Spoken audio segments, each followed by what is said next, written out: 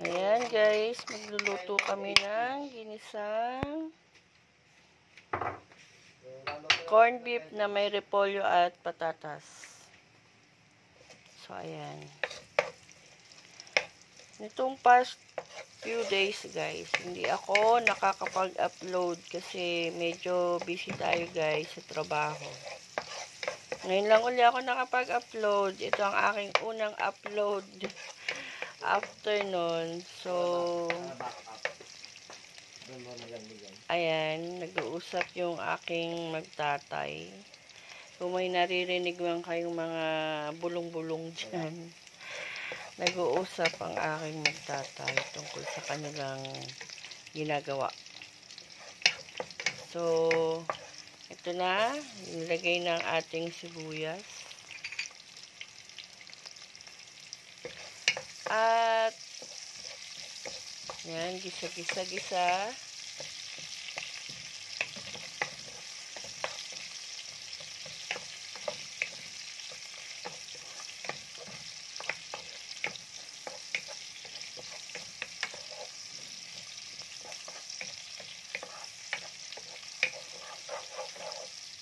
Then, ang patatas. Kasi kami guys, pag nagigisa kami ng corned beef, usually talaga nilalagyan namin ng patatas at repolyo.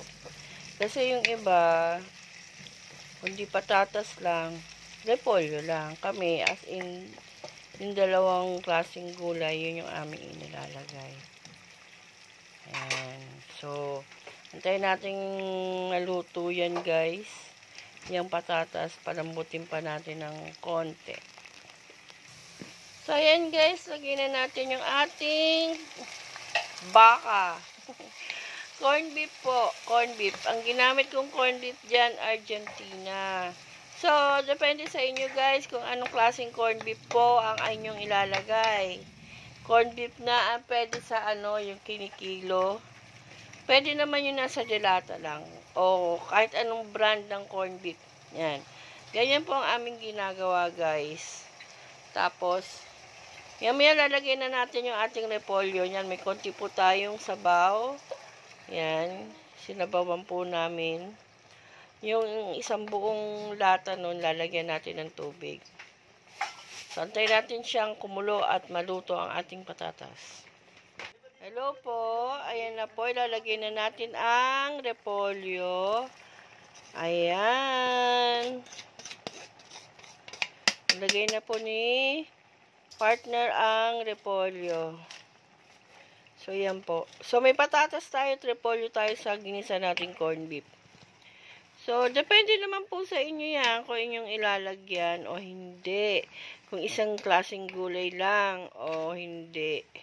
Dalawa. Anything naman po.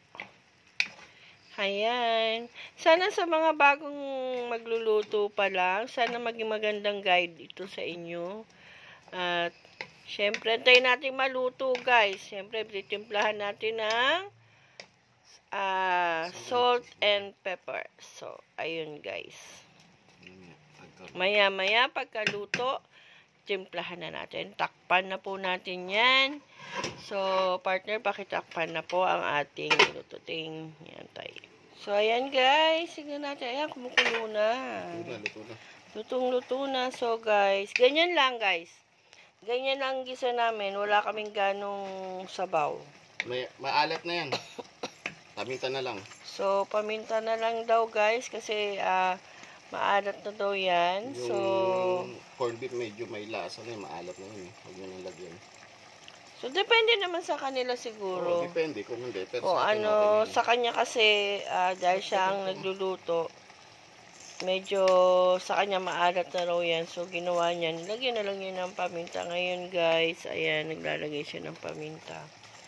So, yun guys. So, tapos na po ang ating pagluluto ng ginisang corned beef na may patatas at repolyo. So, sa mga beginners na magluto, napaka-easy po nito.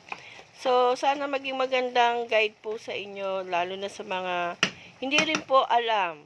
So, maraming salamat. Please like and share and subscribe po. Maraming salamat, guys. Thank you so much. See you next vlog, guys. Bye!